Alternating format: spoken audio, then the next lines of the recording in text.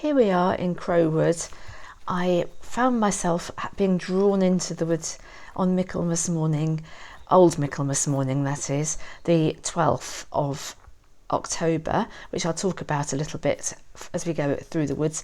But I found myself in here by mistake really, because I had intended just to go on my usual quick walk round, and sunshine and the sound of the stags bellowing just drew me in, and I had to look at the colour. You can see there the rowan leaves and how they're colouring up, but particularly the unearthly and wild sound of the stags. And having watched back this bit of footage, I realised that just the ambient sounds are, I think, really lovely. I don't know if you'd get bored just listening to them or not, but I realised how much you can actually hear the stags. So I'll try not to talk all the way through, and I'll leave some quiet bits so that you can actually listen to the sounds yourself. And there are some crows as well at certain points that you hear, and probably other bird song as well. You just get so used to it that it's only when you listen to it back that you really realise just how lovely it is. So I'll keep quiet for a few moments, and then I'll tell you a little bit about old Michaelmas.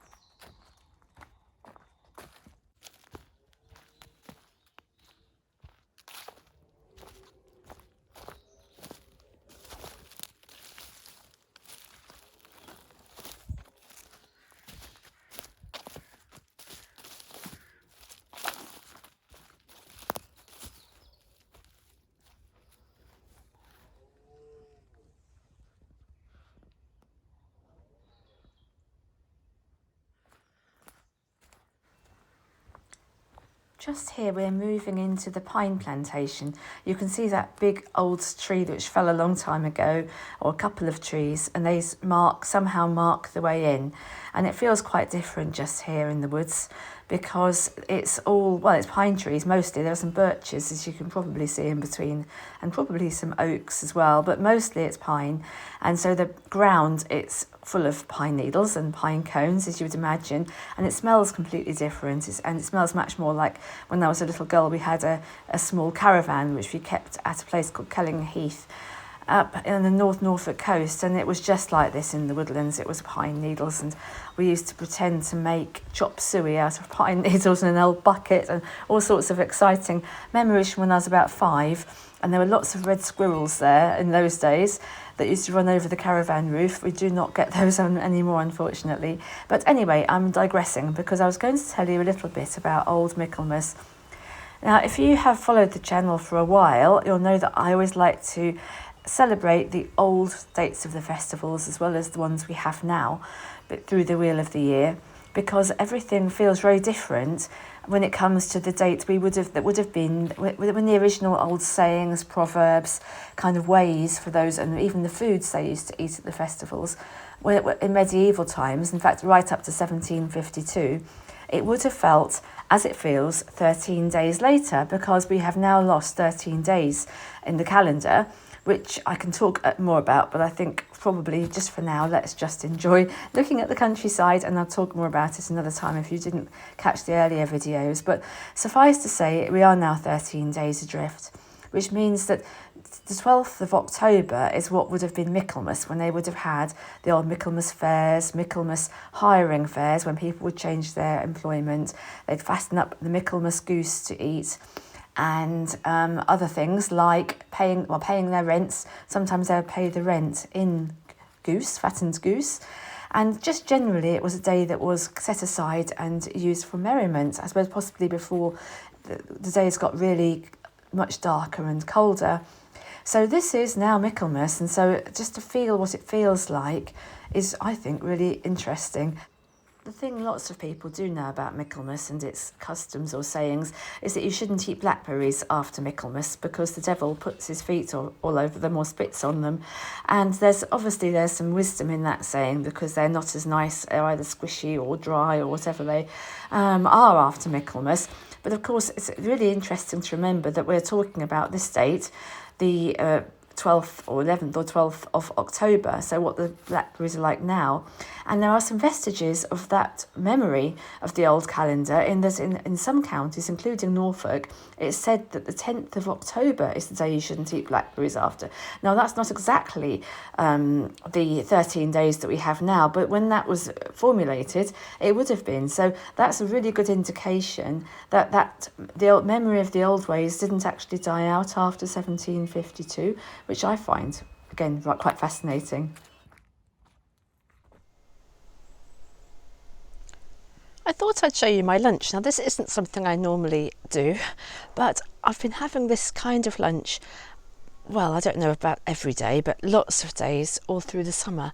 And I'm really, really pleased to be able to say, well, I say all through the summer, from late summer, because I didn't start my vegetables salad at all early. I was really, I don't quite know what happened, but anyway, I didn't.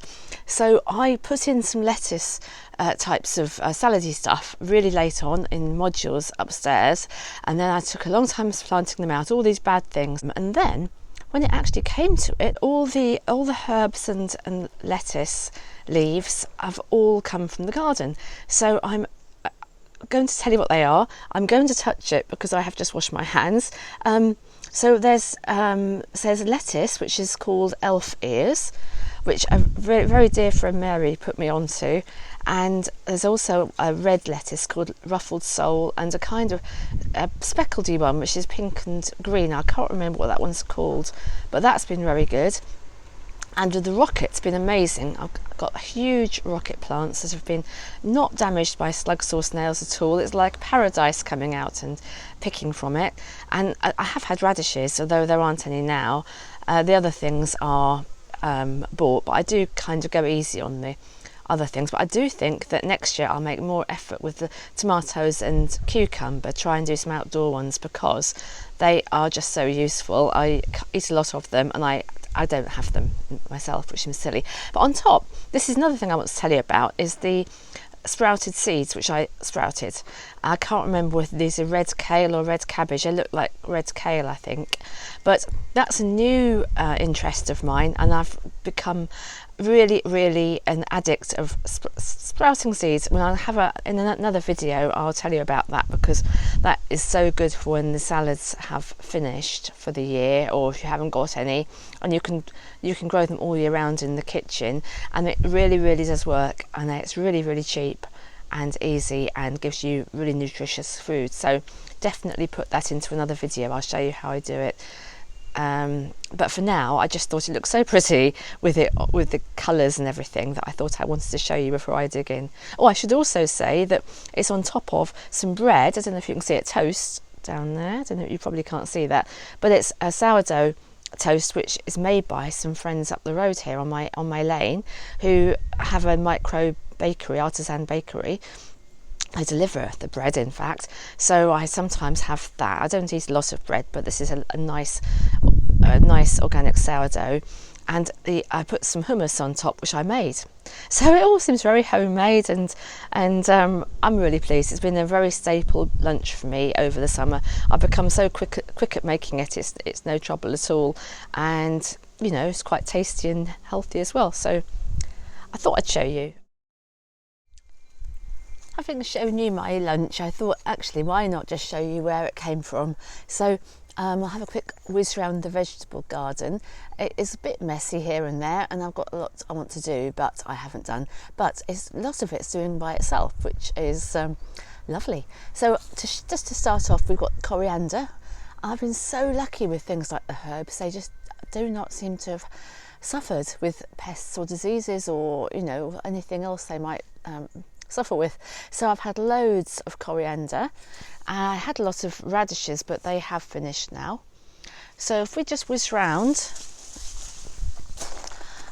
this is the first lot of coriander that I sowed, and that's gone to seed, well, going to seed now. It's in flower, so I'm letting it do that because then I'll have coriander seeds. I can't tell you how easy this was. If you've got any ground at all, or even a large pot or something, I really recommend growing coriander. It really is worth it. This bed here is where most of the salad is that I used for my lunch, and there's some more coriander there. It's kind of peeping between the leaves of they're quite not so nice looking now, the leaves of the courgettes, but there are still some courgettes coming. And there's some kale here, but I didn't have that on my salad. And there's some they're the red lettuces I was telling you about, which I think are called ruffled sole. And this is flat leaf parsley, and this is one of the plants that, again, I had just put them in little modules, and I'm sad to say didn't really do what I should have done with them at the right time. But I put them in as tiny little clumps, and they have really come good. I love flat leaf parsley. There's some carrots there I haven't tried. This is the rocket, and there's masses of it. I've just eaten it and eaten it. It's coming up to flower now. They say you can eat the flowers and the seed pods as well, I think, but I'm not a great one for edible flowers. They don't really appeal. I know I'll probably be shot down for that because a lot of people love them, but I'm just, yeah, they're just one of those things that I'm not very keen on the idea of, so therefore I never do. So there's lots and lots of rocket, as I say, and this lettuce, which is also going up to seed, but it still doesn't seem to matter because there's loads of leaves, is called elf ears, I suppose, because it's fairly self-explanatory, I suppose, because of the pointed leaves. That's been really good as well. And the other one, there's some of the seed pods of the rocket, so you can see what it's like. I should try eating those. I think you can pickle them and stuff like that, but I'll probably just try eating them. And the other lettuce here, which is a speckledy one, I can't remember what that one's called, but I can find out if anyone's interested. There's lots of nasturtiums that have just come by themselves, which I don't eat. You can eat the leaves and you can eat the flowers.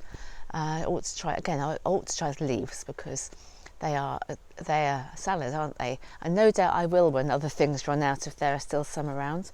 But at the moment I've been really spoilt for choice. And I think that probably summarises what I've been eating. I'll just show you this courgette, which is looking very perky indeed. And there are just a few of them still coming. Again, put in very, very late, but I did grow them from seed, which was very successful really. Put the actual seeds on some kitchen paper and kept it damp, which was a Hugh Richards tip, I think, from his book. And that worked really well. I got lots of plants, about 7 plants, I think, something like that. The yellow ones didn't do very well at all, but the green ones did. So that's worth knowing because they were all started off together and the plants all looked very similar, but the yellow ones didn't seem to like the garden here. You always find that some plants really seem to love what your conditions and others don't, I think, whatever you do with them or don't do with them. So I was going to note that for next year. As we've been looking at the pears as they've grown, I thought you might like to be here for the harvesting of them. As I think I probably said in the last video, or recently anyway, I have heard that pears, it's no good feeling the pears on the tree and thinking, well, they're not ripe yet, because they don't ripen until you pick them. So that's what I'm going to be doing and hope that's right. But they do look the right size and everything, and I would have thought I don't want to leave them too much longer. So I can't actually hold the camera and this is my basket I'm going to put them into and pick. So I'm going to put the basket down and I'm going to pick some and then I'll show you what I've done. So we'll just look at the first one coming off. That's one I've often, I think, held to show you. So let's see if that will actually loosen from the tree. Yes, it will. Didn't necessarily want to come off that easily, so I might just pick the largest ones and see how we get on, and then yeah, leave them a couple of days and then come back. If they start to feel softer, then I can come back and get some more, rather than putting literally all my eggs in one basket. And there it is, the first one. I did feel they weren't especially keen on being picked, so I decided to go with my instinct and not pick too many of them for now. But aren't they beautiful? I think they look so nice in the basket. So I'm going to take them in and just see, kind of just experiment really, and see if they start to feel a bit softer in 2 or 3 days. And if they do, I might come back and get the rest, or I might leave them a little bit longer, or you know, I'll just play it by ear, I think. But meanwhile, we'll take them indoors and find somewhere quiet for them to gently ripen.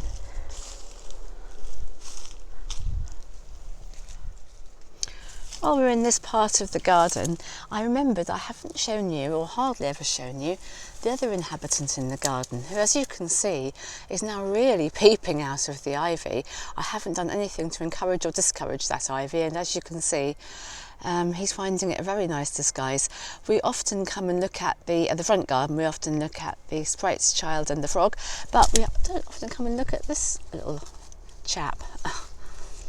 He's sticking his tongue out, and he just blends in beautifully with the flint wall. In fact, he's blending in even more beautifully now that he's got the ivy all around him. I might have to cut it away from him a little bit if it gets any more if it hides him anymore, because I think he would like to be able to see out. I think it's quite nice for him that he can see us, and we often don't notice him. I very rarely notice that he's there, but obviously he is.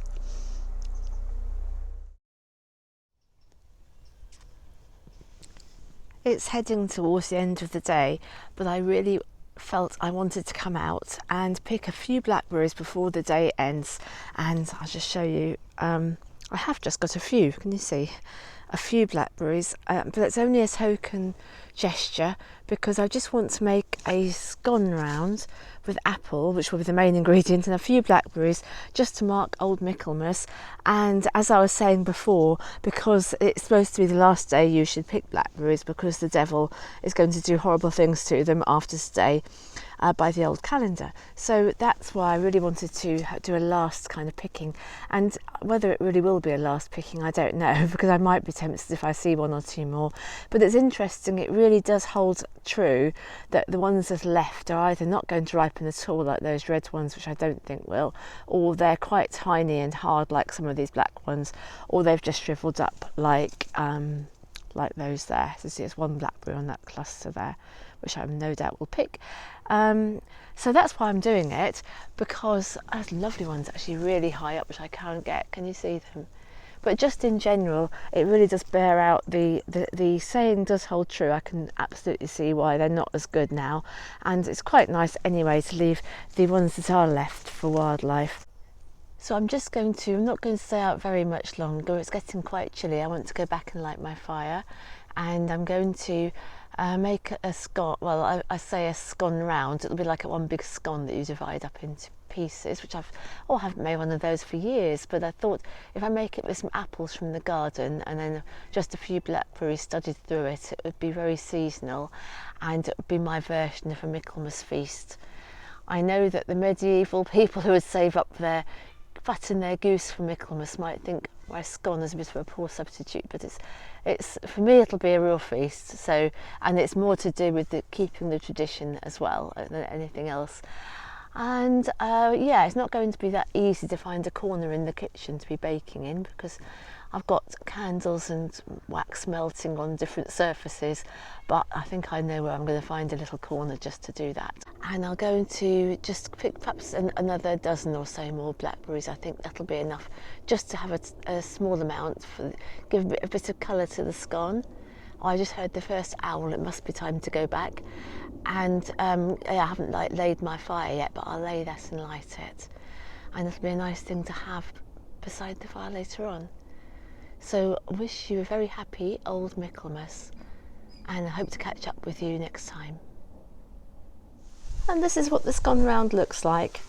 So I haven't actually, as you can see, I haven't dug into it yet. I should tell you what it's like. I haven't made one quite this way before. I made it up to make it vegan and gluten-free.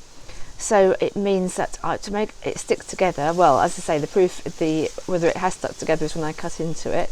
But I used some chia seeds, which I made into what they call a chia egg, meaning I put them with some water and let them swell up. And because I wasn't using egg, not that I think you always do use egg in scone, but anyway, I thought it might not stick together with the gluten-free flour. So I used that in it as well, rubbed that in with a little bit of vegan butter. Of course, you could use normal butter. And then I used some plant-based milk to mix it together, and I put some grated apple in and some blackberries and a little bit of coconut sugar.